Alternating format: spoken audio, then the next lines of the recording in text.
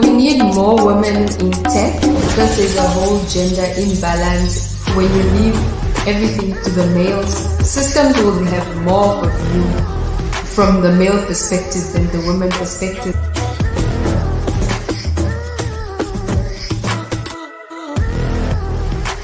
In our tech industry, women are blazing trail. Gender becomes irrelevant if you're absolutely good at what you do.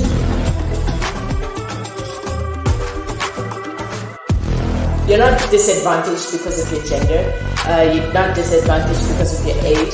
If anything, I think it is your superpower. You are young and you are able to learn very fast and adapt really quickly. So if you just take out these limitations, people are going to give you opportunities.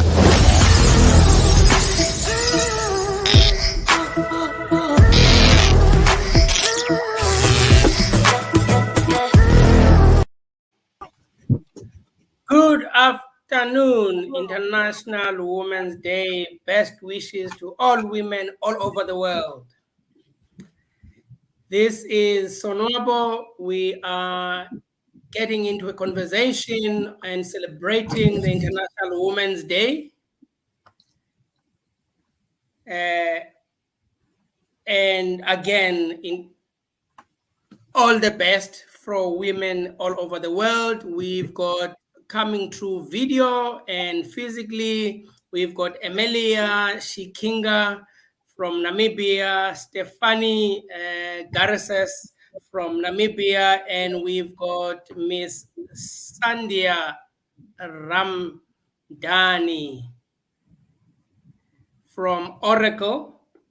Just as a start, let's welcome Miss Sandia Ramdani. I can see she's on studio. Good afternoon, ma'am. Good afternoon, Sonwabo. Lovely to see you. And welcome to all the guests. How are you doing? Fine, thank you. How are you? I'm good, thank you. Sorry, I'm still figuring out the platforms. I don't know how to engage my camera. But lovely to be here, and I wish you all the best for the event today. Thank you very much. Rufaro, good afternoon. Good afternoon, and thank you so much for inviting Oracle to this event. So happy Women's Day, and let's continue to break biases together. Yes, let's try and break the bias. Let's break the stereotype.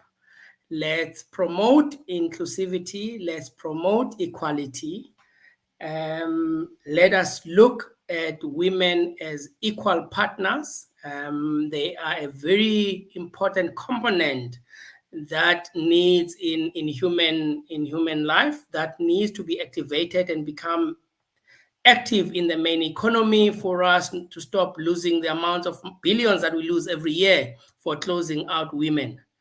I think, as a start, we need, let me welcome Emilia. Hi, good afternoon, Emilia. Hello, I'm good. How are you? Fine, thank you. I think just for us to start so that we don't keep people waiting, let's imagine this is directly from the International Women's Day platform.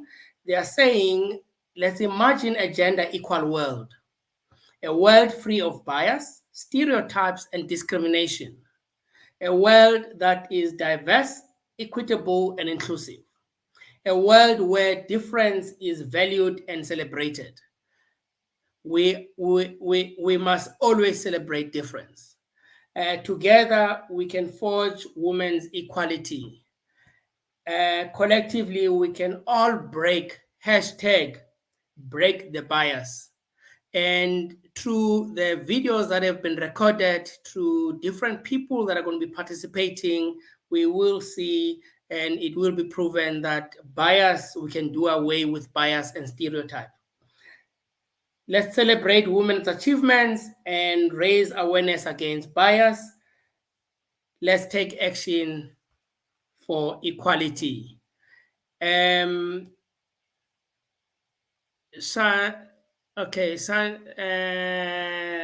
Sandia has dropped off.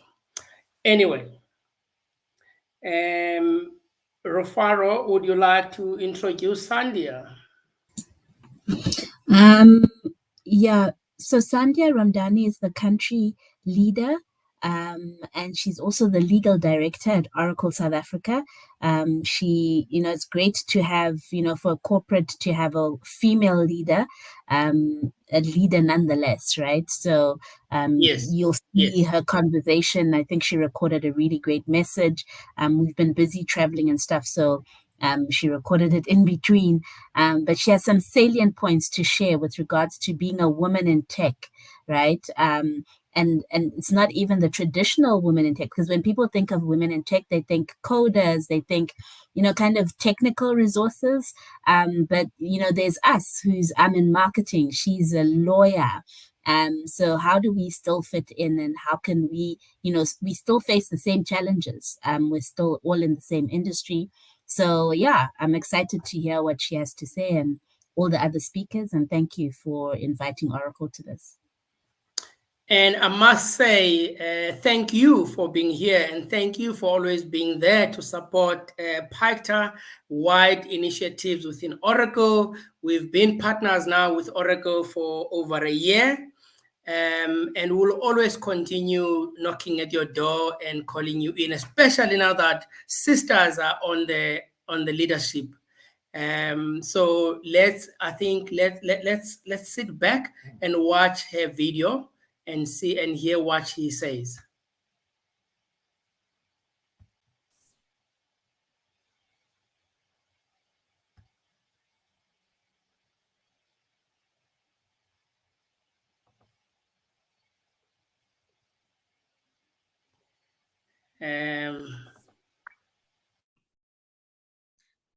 What's the difference between a good lawyer and a bad lawyer? A bad lawyer might let a case drag on for several years. A good lawyer knows how to make it last even longer. After 24 years in the profession, I have likely heard all the lawyer jokes, but it's important to be able to laugh at oneself. My entire journey to becoming a lawyer, every detour, the subservient candidate attorney in my day, all of it was just preparing me for the moment when I stood up in the High Court of South Africa, KZN Division, took the oath, and got added to the roll of attorneys. Qualifying as an attorney enabled me to enjoy reaching into all sorts of knowledge I had collected and learned along the way in my legal career to apply to a particular situation. Lawyers can really make a difference in someone's life or in a company's future. I came to learn I was best suited to being a lawyer in tech. I think tactically, I deal well with stress, with tenacity and resilience, and I'm good with staying level-headed. I work very hard and I'm not afraid of doing so. I'm able to prioritize well, yet not lose sight of matters I'm juggling. I'm good with clients, instilling confidence in them and keeping them updated. Despite my accomplishments, I've always felt a level of self-doubt that I'm not good enough or I don't deserve to be in this space. I later learned this is called Impostor Syndrome, and that many working class professionals of color experience this. The lessons this journey has taught me is to always be persistent despite failures, which are inevitable. Despite the difficulties you may face due to race, gender, or class, do not use it as an excuse to not achieve in life. Life is what you make of it. I have also learned the importance of seeing representation from diverse people, because when you see someone who is similar to you achieving great things, it will inspire you to believe that you can also achieve the same. It is so important to have supportive people around you who will encourage you and push you to be great. Don't waste your time on negative people. Personally, I like being around people who are ambitious go-getters, as this motivates me to do better. As a newly qualified lawyer, then at 25 years old, I took the first job in corporate that I could get. That was in a large, proudly South African tech company. Thereafter, I moved to a management consulting firm.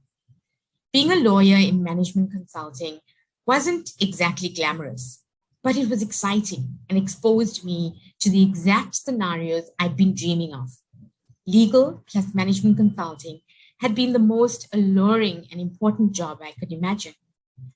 Truth be told, the constant pressure to deliver for clients and succeed professionally was a perfect fit for my personality.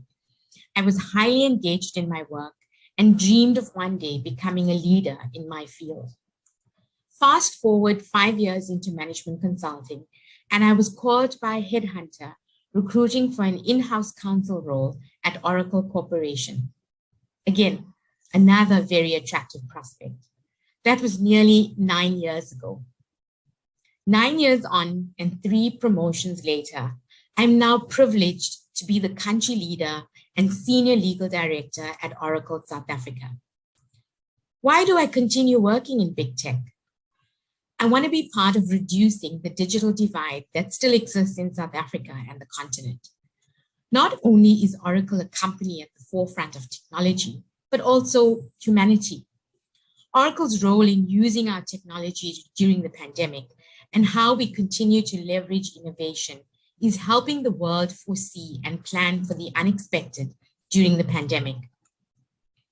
Oracle is a women-led organization. Our business has thrived and continues to thrive under the leadership of our CEO, Ms. Safra Katz.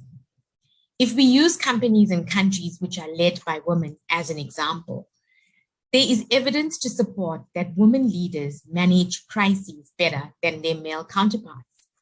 Resilience, pragmatism, benevolence, trust, mutual aid, humility. These are mentioned as common features of the success of women leaders. Neglecting to invest in a woman is no longer an option. Women's empowerment is at the heart of our agenda, and equal participation is at the core of a sustainable corporation, society, and country. I never aspired to be a female leader. I aspired to be a leader. We are our own worst enemies because of our institutionalized mindsets. We grew up thinking certain roles are for women and certain roles are only for men. We each have a responsibility to dispel that mindset. In our tech industry, women are blazing trails. Gender becomes irrelevant if you're absolutely good at what you do. If you excel and deliver value, earning your proverbial seat at the table is inevitable. As a female leader, the most significant barrier I faced in my career is a self-imposed hurdle of limiting myself, thinking I can't do the job. When I changed my mindset of trying to do something that scares me every day, I overcame that barrier. Doing something scary gave me an opportunity to grow both personally and professionally. Leaning in is the most valuable gift I gave to myself. I have worked with millennials and Gen Zs in my team. All have the potential to be future leaders. The best advice I can give is to work harder and smarter. Try to learn every aspect of the business you're in. Don't be afraid to put your hand up. The world is unforgiving, whether you're male or female. Thinking you're entitled to anything is futile. Each new project, each new task is an opportunity to create an edge for yourself. Professions may be male-dominated, but males and females complement each other. Each have unique ideas and viewpoints. I have only ever encountered supportive men, from my dad, my brothers, to men in my workplace. I'm especially grateful to the leaders in our business, both male and female, who have embraced my role with absolute support, encouragement, and respect. In an attempt to break the bias, we should make a concerted effort to increase contact with people who are different from us. We form unconscious biases based on race, gender identity, age, sexual orientation, marital status, education, and many other social categories. We also tend to socialize with people who are most like us. Breaking that pattern by interacting with people outside your in-group, that interaction will have a much greater effect if you work to form organic, genuine relationships. I am optimistic that the pandemic is a catalyst for change, an opportunity to reset our lives. I'm hopeful that all responses to the crisis going forward embed a gender lens and account for women's unique needs, responsibilities, and perspectives. The theme of International Women's Day 2022 is Break the Bias. Therefore, I, Sandhya Ramdhani, country leader for Oracle South Africa, pledge I will help forge a gender equal world. Thank you.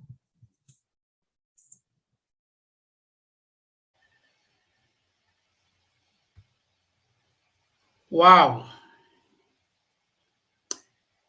Good afternoon again. You've said a mouthful. You've made it clear that your organization or your corporation is there to make a difference and make all genders equal. What would you like to add on, Ms. Ramsamy, now that you're here in person? Ramdhani, I just want to reinforce the message that hard work goes a long way. We all have a voice.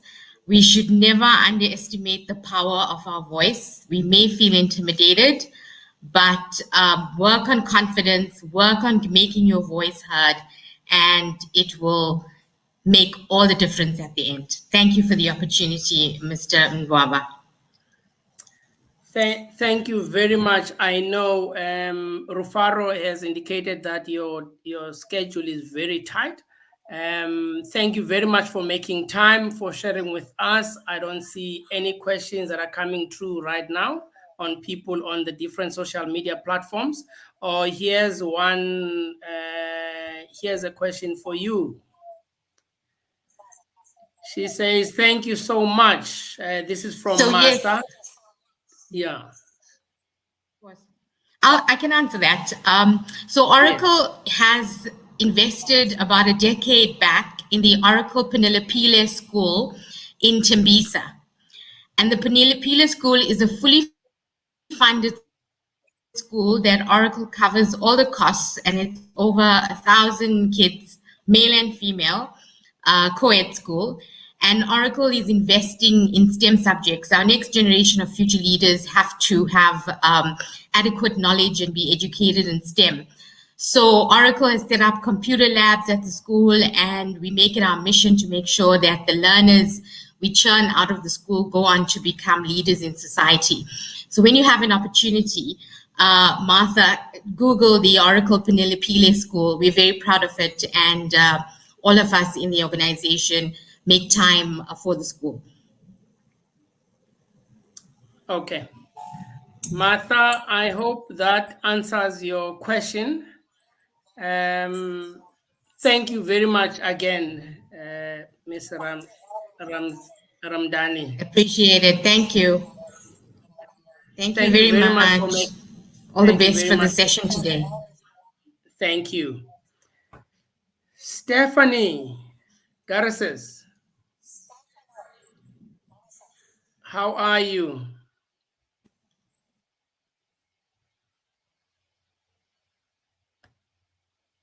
Stephanie.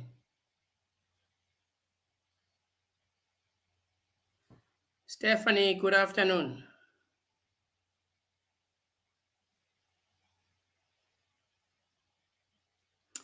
Okay, let's continue. We're going to play the next video that we have for celebrating Women's Day. And it's going to be by Stephanie from Namibia. My name is Stefani Garisis. I am a data analyst at a commercial bank right here in Windhoek, Namibia. So today I'm just here to tell you guys a little bit about my journey to becoming a data analyst and also what it's like to be working in the field of data analytics or analytics as a whole. I'm going to take it all the way back to when I was like a young kid, not quite a toddler, but not quite a teenager either. I was probably like 8 years old when my mother bought me a new computer. I thought it was really cool. I explored it the whole day, like the software, played solitaire, did a little bit of paint. And after I explored that a little bit, too much, I got a little curious and I was like, so what actually is happening inside this big box? Because the computers used to be, the big box and the monitor and then the keyboard and the mouse. And that's what I had. So I took the box apart. Little by little, I was like, okay, what does this one do? Oh, where does this one go? Oh, how does that work? So I was removing the DVD drive, CD drive, the hard drive, the RAM, because they had the RAM sticks. And it was just really fun exploring that, and I enjoyed it. But it was like probably 1 hour left until my mom had to get back from work or wherever she was. And I just knew that if she came home and this brand new computer is in parts and pieces, I'm gonna get, some kind of punishment. And I didn't want that because I was like the good kid. So I decided, no, I'm going to figure out how to put this thing together. So I just kind of reversed my steps that I took to take it apart, put all the pieces back in, and somehow it ended up working. So that was actually really cool for me. I enjoyed it. And ever since then, I've just had a deeper interest in computers and how things work and breaking them and fixing them.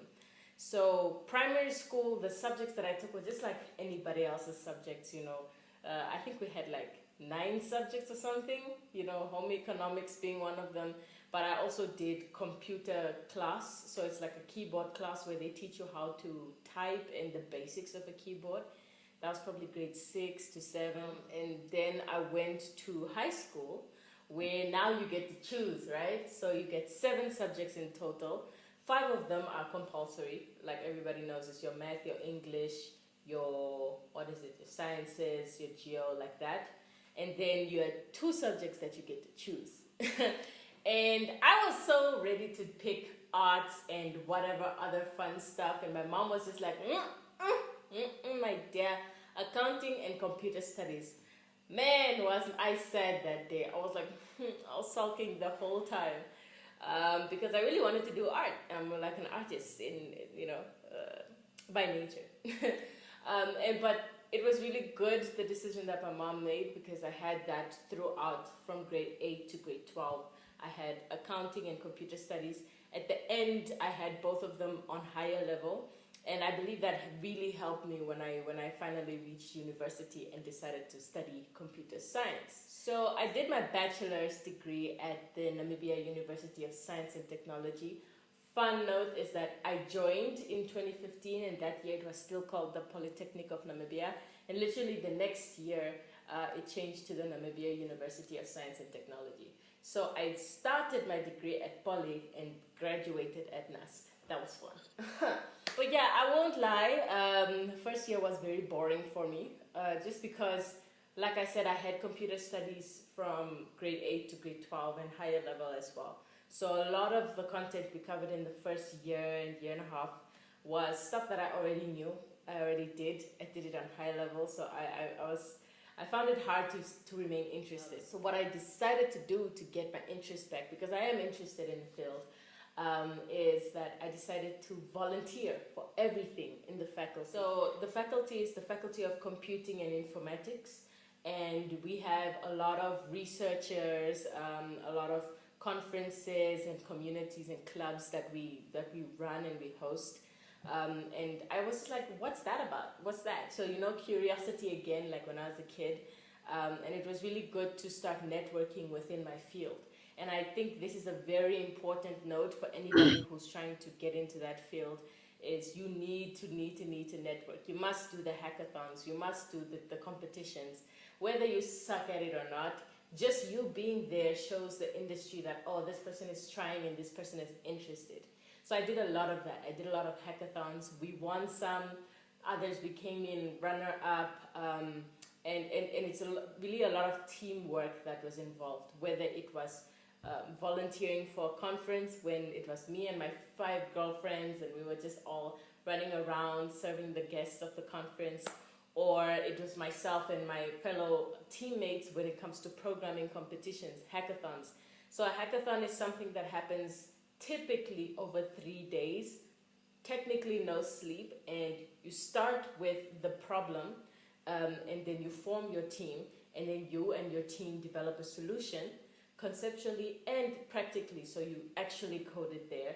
And then at the end of the hackathon, you present your solution, and then whoever posed the problem to you in the first place decides who the winner is. That was a really good, making and breaking experience, because I got a lot of my programming experience from that, and not so much from class. Like, class will give you the theoretical, the conceptual, but actually getting into it will show you your strengths and your weaknesses, and also just how fun it can be to work on real life problems. Part of the reason why I like computer science is that you can build things from scratch. And I focused on software development because, to me, that was a blank canvas where I could really just develop whatever idea I come with, whatever plan I had, I can make it real. And after the first 1.5 year in the degree course, which is computer science, you choose to specialize. So until that point, until that half of the second year, all informatics and computer science students are doing exactly the same coursework. So you don't have to make a decision on your specialty right at the beginning. You just have to, go with the flow, learn the basics, learn the foundations, and then use that to help guide you in terms of what to specialize in. For me, I already knew what I wanted, but a lot of people kind of needed that time to explore that. And I feel like the ones who participated in hackathons and things had a clearer idea of what they wanted to do at the end of the day. So for me, in my final year, this is where a lot of things changed for me. I had been involved in the industry, I had been volunteering, I had been doing well in school. So I got this internship at a place called Fab Lab Namibia. And this place basically opened up a whole new world of making for me. So there you had machinery, laser cutting machines, CNC routers, that's what you make furniture with, that's what you cut wood with. You had Lego Mindstorms and all kinds of cool things. And my job was basically to train the public on how to use these machines towards building a prototype for a business. So this is where my business interest started coming in. Due to that, I was exposed to a lot of exchange students.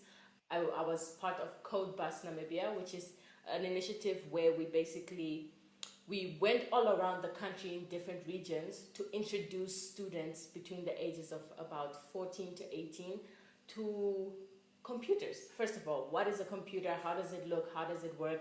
This is the screen, this is the box, this is the keyboard, that's the mouse, or just in terms of the laptop altogether, what it is. And then taking that and teaching the kids how to program in a language named Ruby on Rails. We particularly use an environment called Sonic Pi, and this is a live music programming software environment. So basically you can program a note like play note B or something like that, and then it actually plays that live.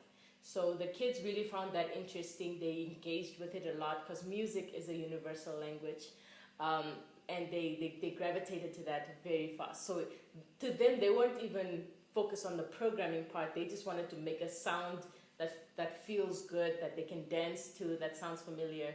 And that was a really great experience. And because of my participation in that, I was invited to Helsinki, Finland, where they were hosting an event called Slush. So Slush is a conference for tech innovations startups. So if you have a technical startup where you're maybe doing fintech, which is financial technology, or anything that has to do with tech as part of your startup, that's where you're going to have a platform to network with other tech startups and find funding, like serious funding, like proper digits and commas of funding. Especially if your idea is good, if your elevator pitch is good, if your concept is good and thought through, and if you know your numbers out of your head, right? Like if you really know your business well through and through. you have a great opportunity to basically get proper funding.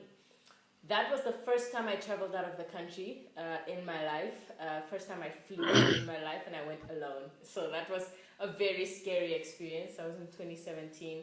But it was also very welcoming because the people that kind of invited me to Finland really took care of me and made sure that I did what I came to do.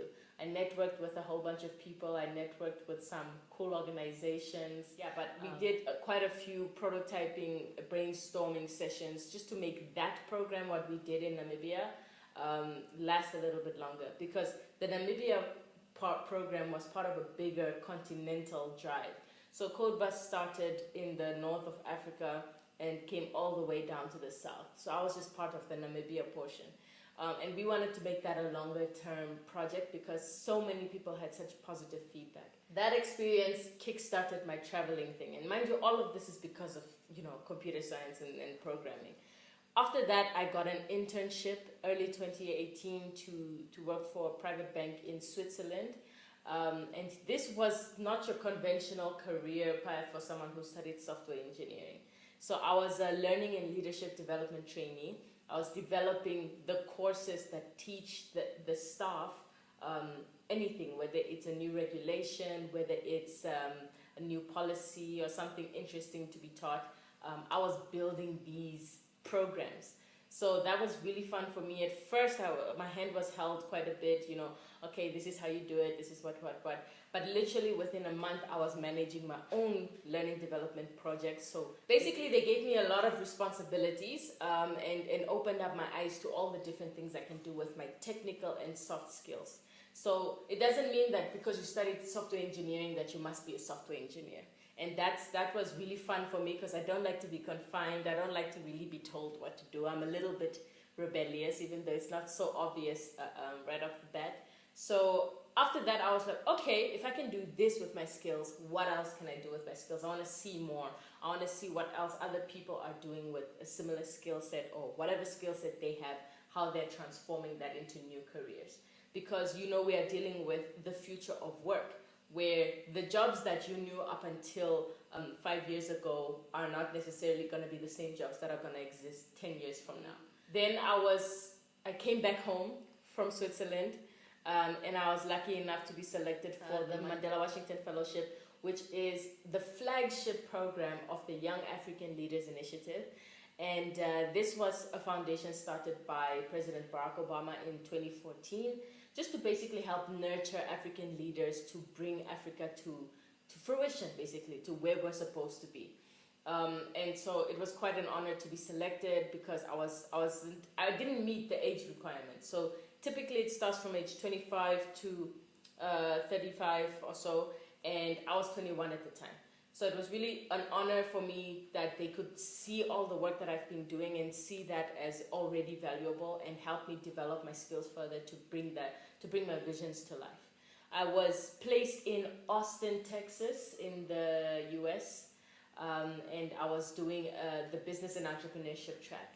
So it was basically a summer school of just business and entrepreneurship, going ham and meeting a bunch of entrepreneurs, meeting cool companies and seeing how people are doing things out there. And it was super fast paced. And it was also in the context of software development and technology companies. So after that, I was pretty confused as to what to come and do next. So I came back and I worked as a consultant in data analytics and software development. I was a business intelligence and software kind of developer, so a bit of a hybrid. And in that time, I worked with a commercial bank, actually not a commercial bank, a regulatory bank here in Namibia. And I helped them develop their data warehousing, and it was so cool to see a project management perspective of software development and how much I learned in that short span of time. When I did that, I did a bit of a more of a traditional kind of role after doing a less traditional role. And I wanted to explore a little more still because I wasn't very satisfied. I decided to work with a French company named The Camp. They were doing an experiment on the future of work. So in the beginning of 2019, second quarter of 2019, I moved to the south of France in Aix-en-Provence, where I was grouped with a bunch of people from different cultural, different educational, and different professional backgrounds. We were given a place to live in a forest where we live there, we eat there, we work there, and we have full access to everything we need all the time. So whenever you're inspired, you can work. Whenever you need something, all you do is ask for it and it's brought for you, right? So there I worked on a fast fashion app where you're able to responsibly shop for fashion brands. So you can look up a fashion brand on our platform and it'll tell you how environmentally responsible this brand is actually. It looks at the labor, how does it treat its employees, it looks at the environmental impact of its wastage, it looks at how much waste reduction practices and processes are involved in these people's production process. So yeah, that was a really good experience, and our prototype was actually selected to be a startup in the La French Tech kind of startup incubator after that. But after that, I was just like, okay, this is really fun, and it opened my mind wide, but it's not what I want to focus on. I have different problems at home that I feel like are more relevant to my people. So I decided to come home again.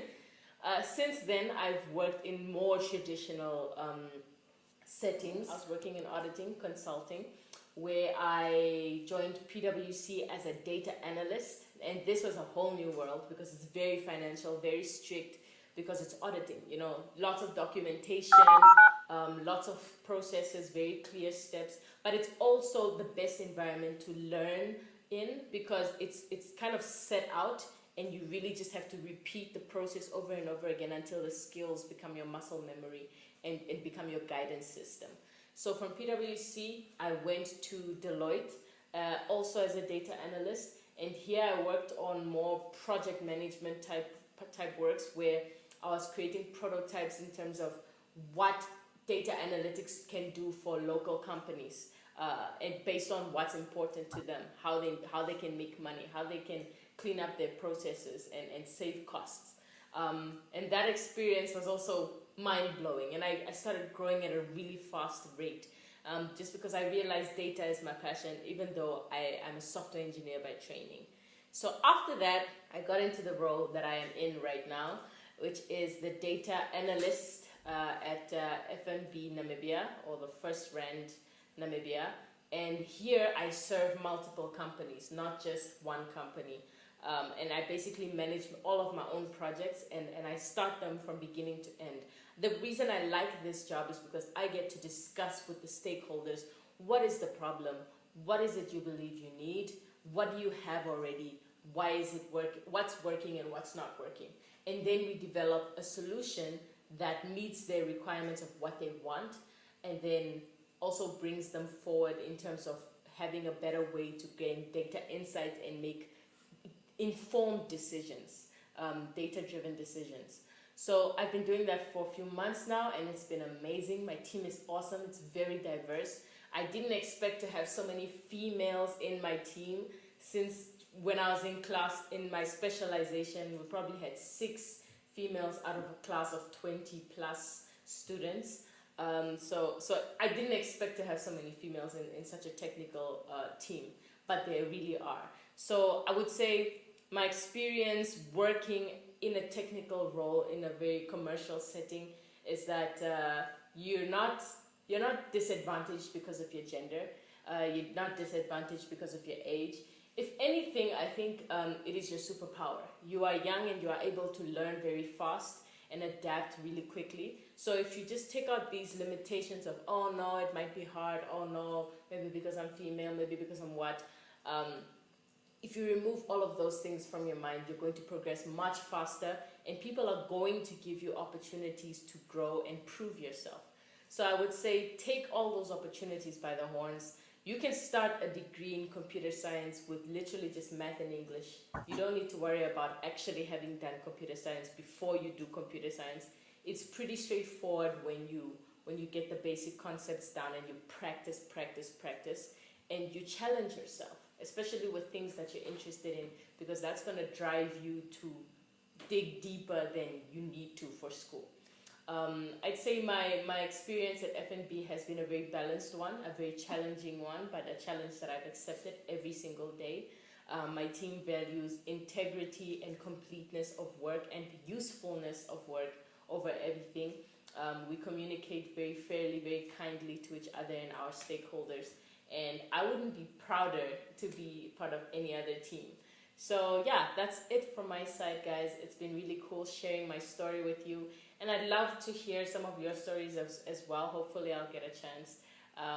If you want to contact me, you can get the details from organizers.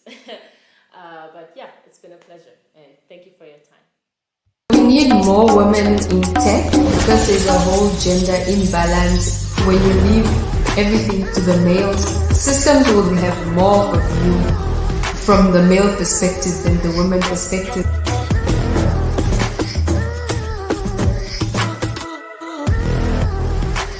In our tech industry, women are blazing trail. Gender becomes irrelevant if you're absolutely good at what you do.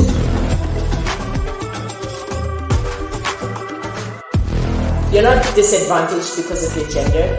You're not disadvantaged because of your age. If anything, I think it is your superpower. You are young and you are able to learn very fast and adapt really quickly. So if you just take out these limitations, people are going to give you opportunities.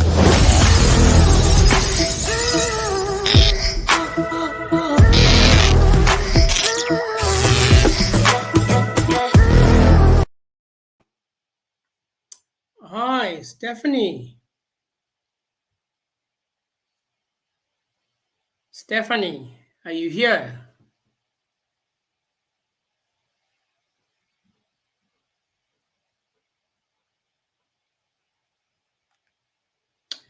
Well, we've just listened to Stephanie's journey. Very impressive. You can see, given an opportunity, given the right guidance to anyone, whether you are male or female, you are going to make it in life and do very well. And Martha is capturing it well by saying there's an inspirational journey, and parents play an important role in shaping a girl child's future or an individual's future. We need more girls and women in innovation and technology. It looks like Stephanie is not here to take any questions. When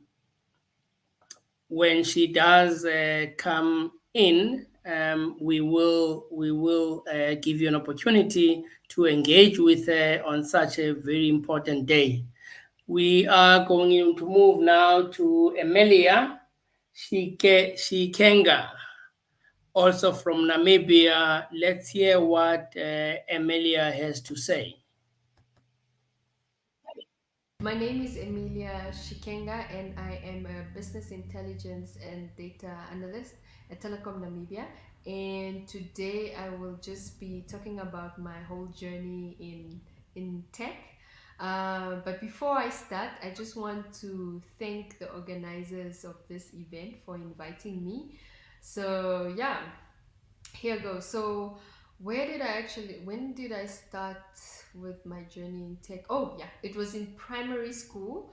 um, the school introduced computers, or they bought computers basically, and they wanted to start a whole what is this computer class.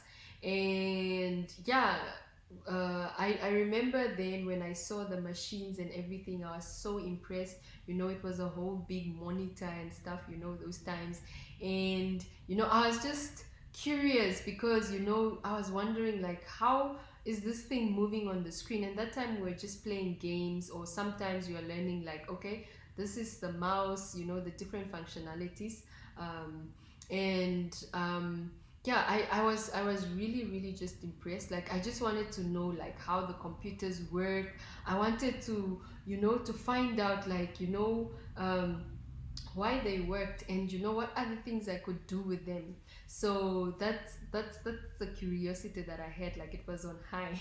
And I even later convinced my parents to allow me or to enroll me for afternoon computer classes where we mostly used to do like educational games, just doing stuff, but I just loved it. Like I really loved it. And even just going to a high school, I made sure that the school that I was going was offering computer practice as an elective subject. There's compulsory subjects, and then you can choose 2 or 3 other subjects, and that's what I did. And I did computer practice / computer studies from grade 8 till grade 12. Okay, so for university, I decided to enroll for bachelor's in IT at NUST. Before that, just backtracking, that time subjects like, or courses like computer studies, engineering were mostly known for male, and for women you're like, no, you should do nursing or be a doctor. And like for me, I really just wanted to do IT. Like I fell in love with that, with everything IT, everything tech. And that's how I later got to also convince my parents that this is what I want to do. And yeah, I finally enrolled for tech at NUST, which was formerly known as the Polytechnic of Namibia. And yeah, it was quite a journey, quite a study journey. The first year, you're a whole group of students, you're all doing the same courses. And then the second year, that's when you specialize. Some people do business computing, others go in the networking track. I chose software development track. Yeah, it was pretty tough, but also challenging. I learned a lot. And I'm so glad I went the software development track. And those years, it was one of those years, those times where you would have, like, for example, you are only like 3 ladies in the class and the rest are male, or are male.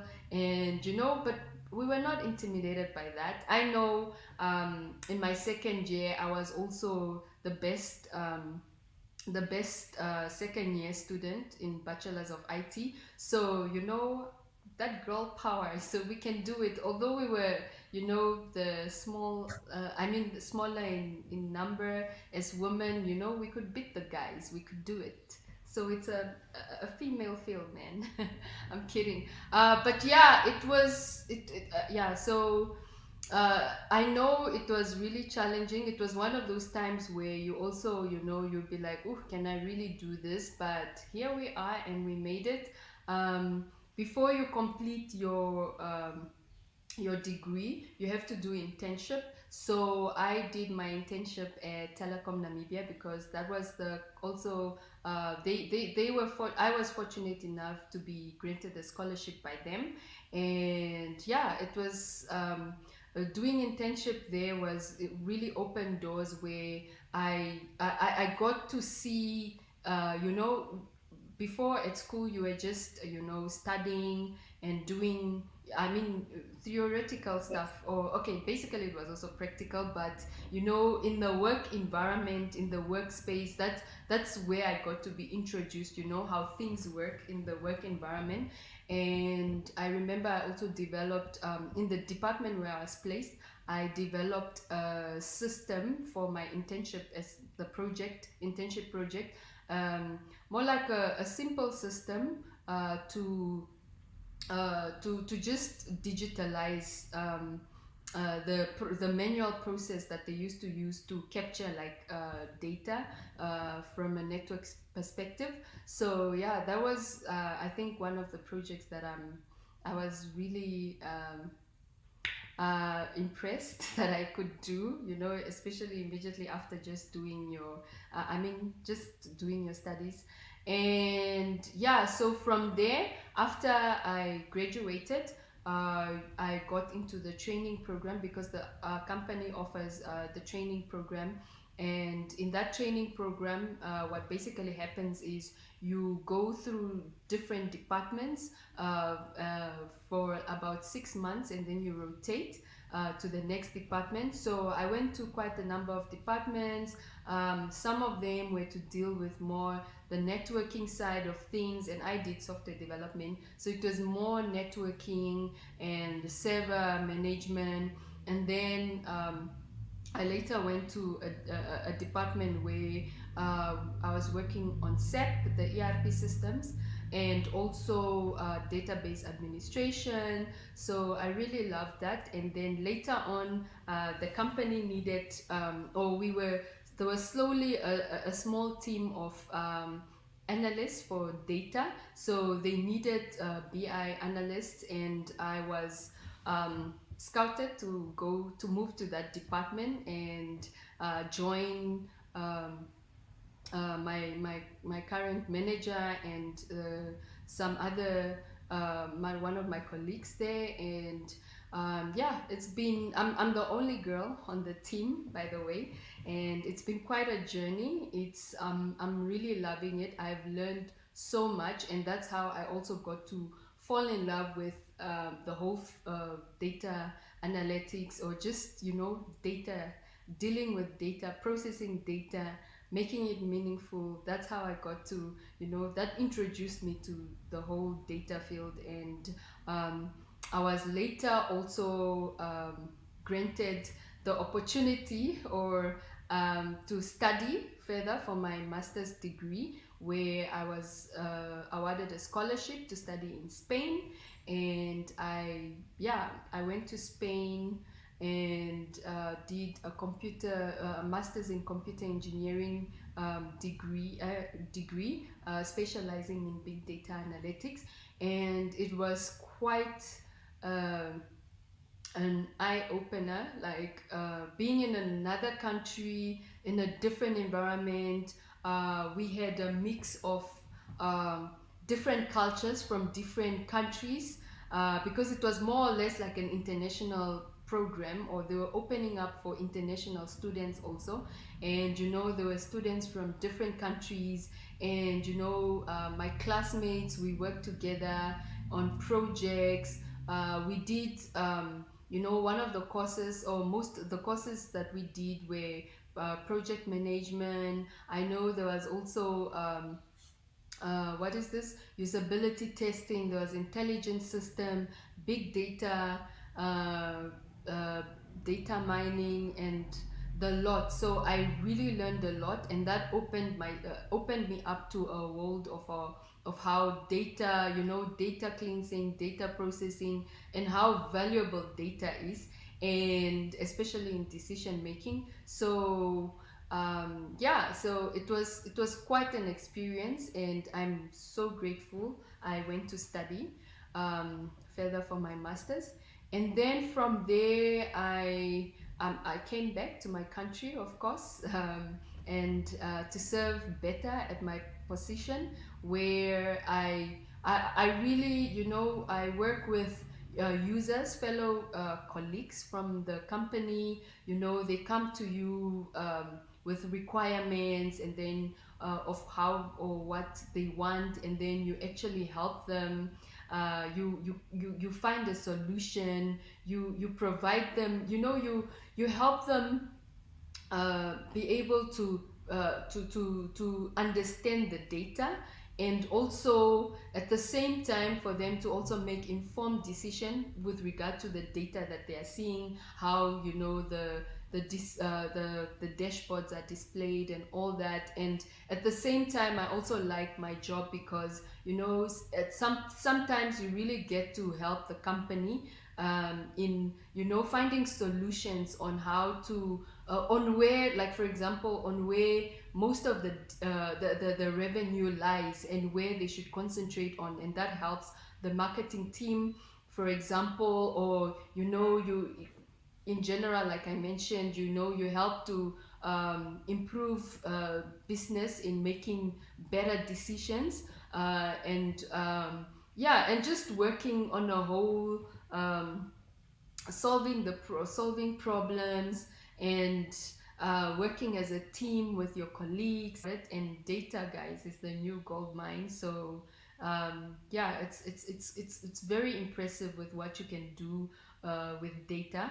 And yeah, so um, just to name a few things, I'm very passionate about community development, and even during my university years, and even after university and all that, I've been involved in a lot of societies, or community development groups and stuff like that. I was part of the Namibia Women in Computing Society. I was um, I was a co-lead for Google Developers Group, and a co-lead for Facebook Developers Group, and part of the NBIC Developers Group. And through most of those group, it was always okay. They had one thing where it in common, which was more community development, getting people aware of technology around them, improving and helping them with their skills. So we hosted events like hackathons, we had tech events, we had what trainings where we trained, like I know one of our projects that we did for the Namibia Women in Computing Society was to train women in coding, and we did that. And it was one of those things where it also introduced more women or girls to to the computing field, that they can actually do this. And sometimes when you're not exposed to something, or you just see it and you don't know how it works, you get to undermine, or you feel like, oh, I can't really do it. But during, like, for example, those trainings, we had women who were so impressed that they could actually code. And yeah, it was just amazing. And yeah, so I was also chosen as a Young African Leader Institute participant. Which the Yali was a project by the former president of the United States of America. Actually, it's Mandela, Washington, but then they also had like the regionals. The Mandela was more going to the States, and they had now the Yali, which was more focused on the regional centers in Africa. So our regional center for Southern Africans was in South Africa. So I was chosen, and I attended that leadership um, program. It was amazing. I had fun. I met other leaders from different countries, in especially the Southern African part of Africa, and we connected. Right now we are still friends, and we are working on certain projects together. And yeah, we really learned a lot. I learned a lot on leadership. I took the civics track, which was because I'm more passionate about community development and just helping people in general. So yeah, it was quite a I really enjoyed it, and I got to meet, and it also opened up my eyes with regard to leadership and how the whole civic societies work. And from there, okay, so I was selected as Queen's Young Leaders Highly Recommended runner-up because of all the work that I've been doing, the community work, the societies I've been part, and all. And okay, so the Queen's Young Leaders award was it's more of it celebrates exceptional young people, celebrates and supports exceptional young people across the Commonwealth region. And yeah, so it was quite a great program where you learned a lot about leadership. So it was a leadership program, and you learned so many things. I know there were one of the courses, they were design thinking, there was on financing, on project management. So it was quite a vast program, and I actually learned a lot. I got to meet so many Queen's Young Leaders across the whole Commonwealth. We got to network, connect. It was more online. It was a whole networking thing. So yeah, in general, networking is also very important. Okay, so my tech journey, I would say, has been quite an interesting one.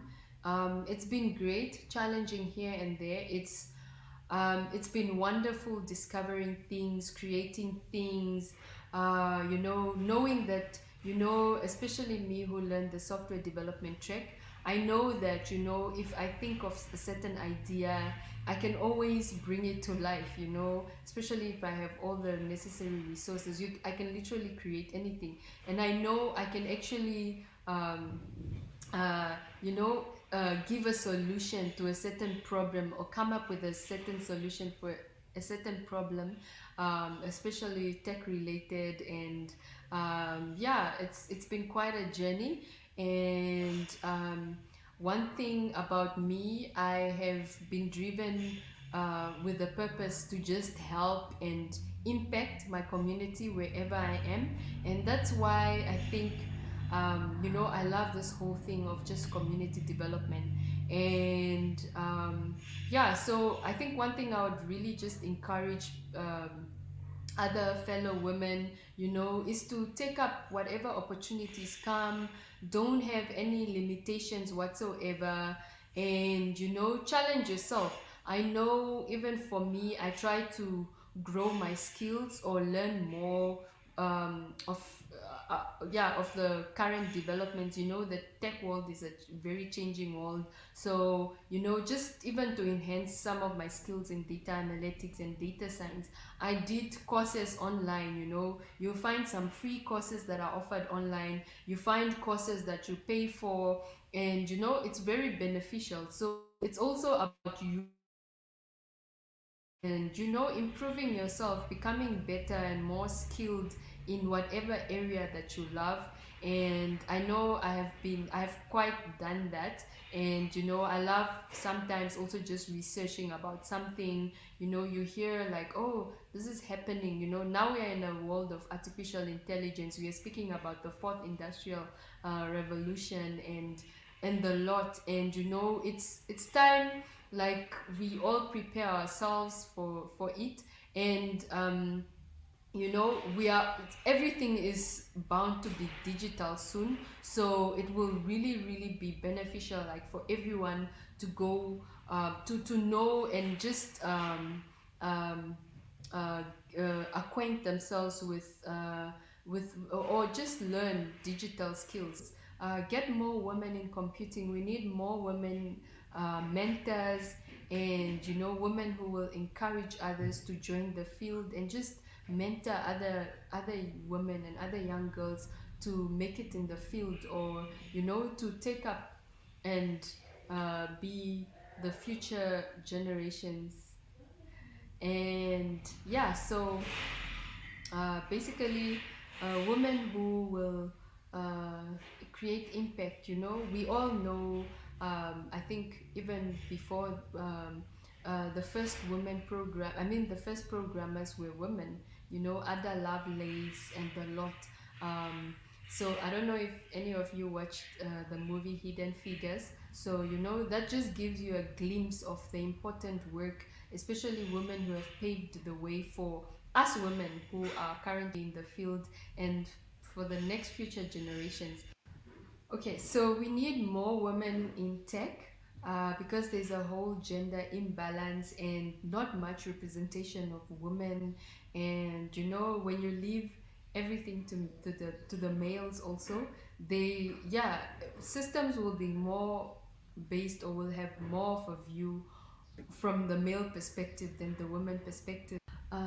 Yeah, so I would like to thank all of you for taking the time out to listen to my story. Thank you so much, and I hope I will also be able to connect with you guys and listen to your stories and network. I'll just say, let's grow the tech community, and let's get more women in computing. So thank you so much. Have happy International Women's Day, and yeah, cheers.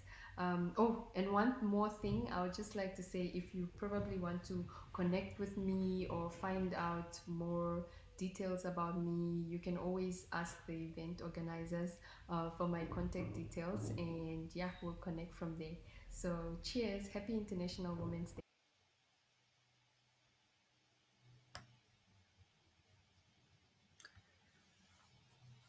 Wow, we've just had a hour-long session listening to videos of extremely incredible women in leadership, different age groups.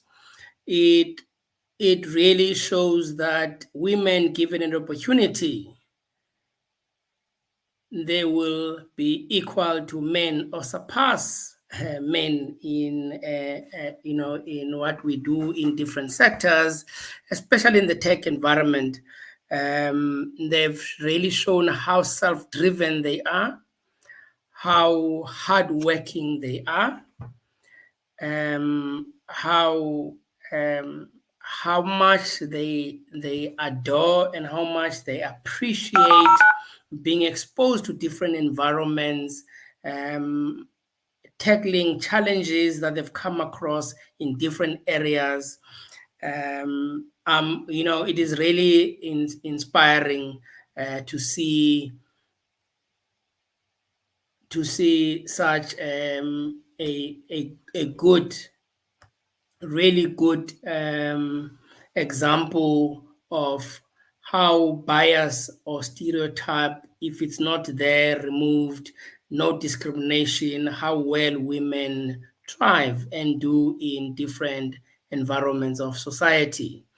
I'll strongly urge people watching this video that going forward, if you're a male or a woman, please be exemplary to young girls.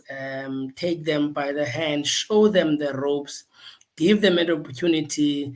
For women that are out there that have done very well, take your your respective role of being mothers, of being mentors, coaches to these girls, so that they must look upon yourselves and use you as examples of achieving in life. And for me, it has been a very lovely day. I'm going to go out on a jingle and get back and just try and wrap up. We need more women in tech because there's a whole gender imbalance. When you leave everything to the males, systems will have more of you from the male perspective than the woman perspective.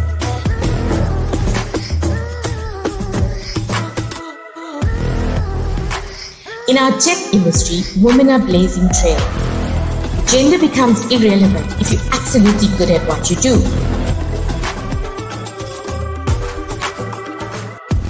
You're not disadvantaged because of your gender. You're not disadvantaged because of your age. If anything, I think it is your superpower. You are young and you are able to learn very fast and adapt really quickly. So if you just take out these limitations, people are going to give you opportunities.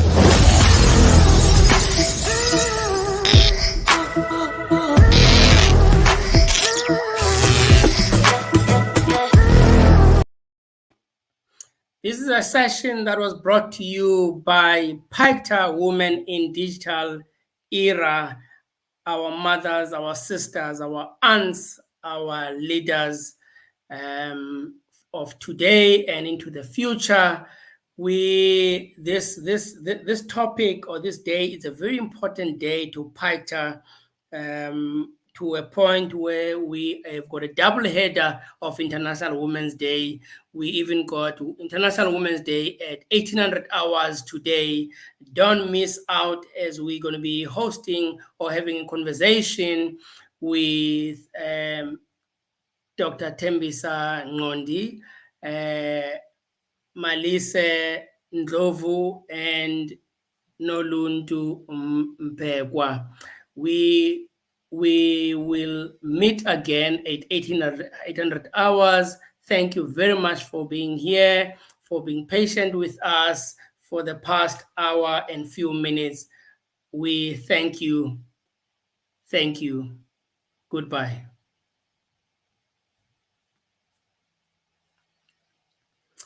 Yeah. We need more women in. We need more more women in tech because there's a whole gender imbalance. When you leave everything to the males, systems will have more of you from the male perspective than the woman perspective. This is our early evening show. In our tech industry, women are blazing trails. Gender becomes irrelevant if you're absolutely good at what you do.